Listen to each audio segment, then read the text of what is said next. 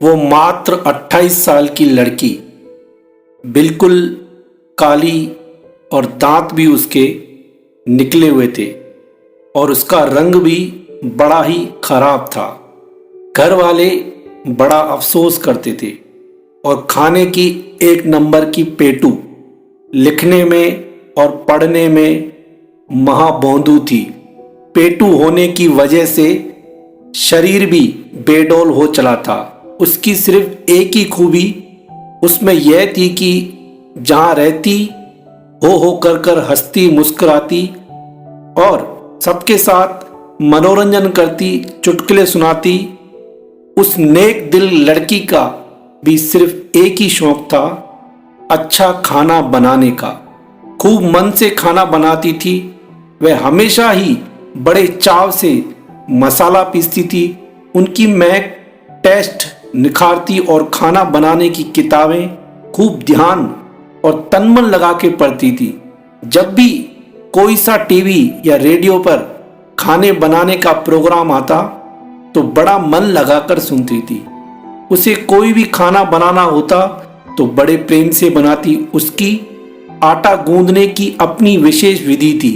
वह सदैव बड़े प्यार से मनोयोग मस्त होकर गीत गाते गुनगुनाते कम आंच पर पूरियां तलती। वह जो भी बनाती, सब्जी, चटनी, खीर हो या मटर पनीर, सब कुछ लाजवाब बनाती थी। कोई भी रिश्तेदार, मोहल्ले भर के परिचित उससे सीखने समझने आते कि उसने वो अद्भुत स्वाद वाली चीजें कैसे बनाई थी। वे सभी प्रयत्न जरूर करते, चीज में पहले से ज्यादा स्वाद भी ले आ पाते, लेकिन वह जो लड़की के हाथ में करामात थी वह उनके हाथ में नहीं आ पाती। जो भी उसके खाने को टेस्ट करता बिना तारीफ किए नहीं रहता। उसने पाक कला में अद्भुत असाधारण प्रतिभा हासिल कर रखी थी। कोई भी हो उसकी खुले मन से तारीफ किए बिना रह नहीं पाता था। फिर भी वह मनूस थी।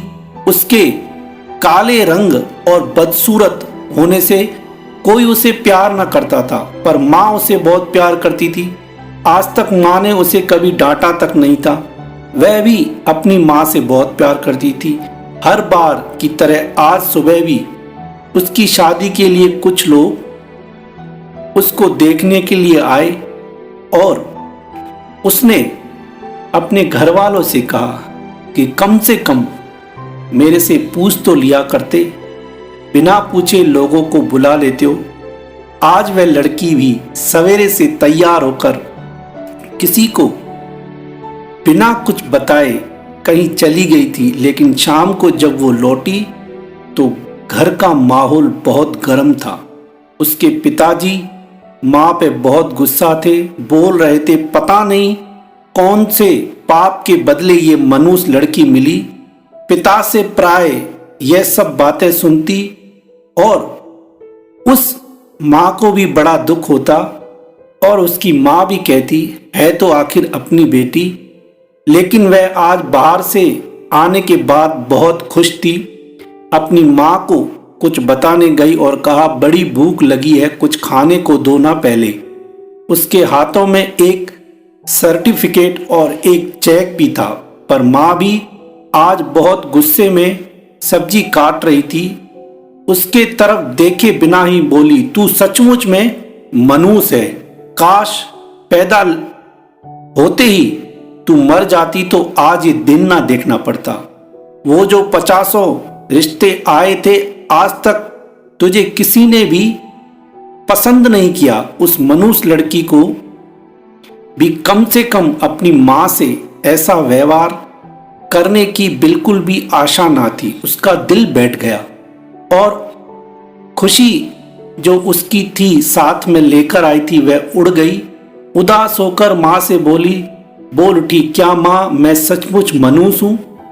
माँ क्या मैं सचमुच ही मर जाऊं? बोलते बोलते उसका गला भर गया और चेहरा लाल हो गया। माँ ने भी आज पिता की तरह गुस्से में आकर कहा जाकर कहीं भी मर जा।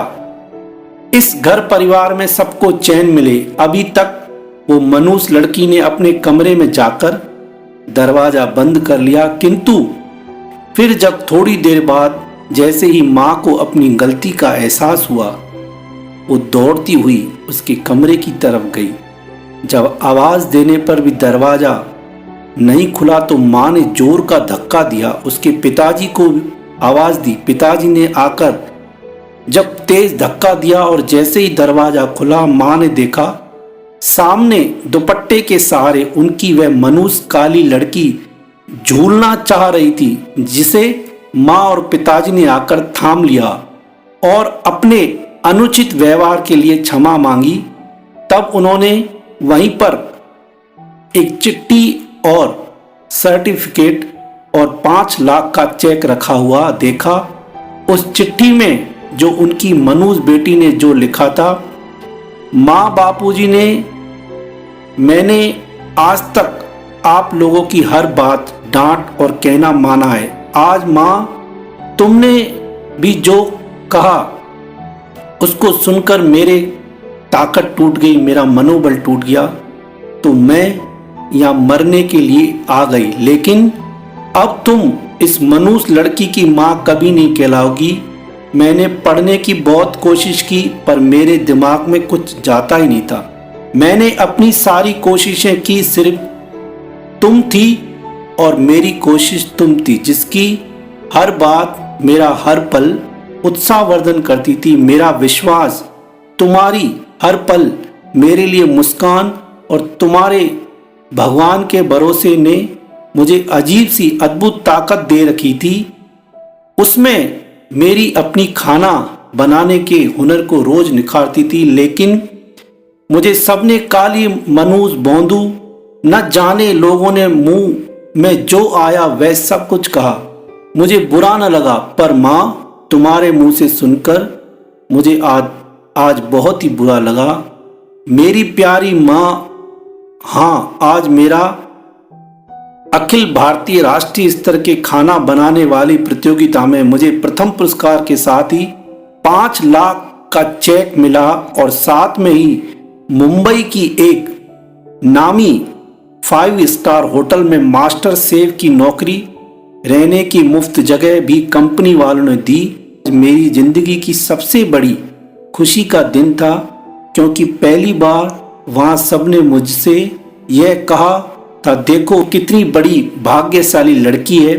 इसके माँ बापू भी कितने खुशनसीब हैं जिन्हें इतनी गुणवान बेटी ईश्वर ने दी है। वो दोनों माँ बाप बेटी की चिट्ठी पढ़कर आंसुओं से सराबोर हो गए। बेटी दोनों के पैरों में आंसू बहाती उनके पास ही बैठी थी और दोनों माँ बापूजी उसके सिर पर प्यार से हाथ फेरते और हाथ जोड़कर बेटी को देखे जा रहे थे कि ईश्वर ने आज एक बड़े गुनाह से उन्हें बचा लिया था। वो मनुष्य नहीं, अपने दम पर एक अलग जज्बे की सुंदर परी उनके दरवाजे पर ईश्वर ने भेजी है। माँ बाप बच्चों से इच्छा जरूर रखें, लेकिन अपनी इच्छाओं और गलत व्यवहार से बच्चों की सफलता को अपने अनुचित आचरण से बिल्कुल भी प्रभावित ना करें। ईश्वर ने हर एक पैदा हुए बच्चे में अपनी एक अलग प्रतिभा और हुनर रखा है, जो अपने एक वक्त पर ही आकर प्रकट होती है। आप सभी अपने बच्चों के प्रति अच्छा आचरण करें और उनके साथ गलत व्यवहार नहीं करें, नहीं तो बच्चा कब गलत कदम उठा लेगा और जब गलत कदम उठाएगा तो उसमें आप अपने आप को आजीवन जिंदगी भर कोसते रहोगे, लेकिन जाने वाली चीज कभी वापस नहीं आती। इसलिए जितना हो सके अपने बच्चों के साथ अच्छा व्यवहार करें। क्यों, कब किसका हुनर प्रकट हो जाए कुछ कह नहीं सकते। इसलिए आप अच्छा चलो तो वो भी आपके साथ अच्छा आचरण करेंगे। इसी में हमारी समझदारी है। जैसे भले वो लड़की पढ़ने में अनपढ़ पर खाना बनाने में माहिर थी और उसने इतनी बड़ी पदवी पाली, पता नहीं कब किसका हुनर प्रकट हो जाए, कुछ कह नहीं सकते। अच्छा चलो बच्चों के साथ तो बच्चे भी आपके साथ अच्छा चलेंगे।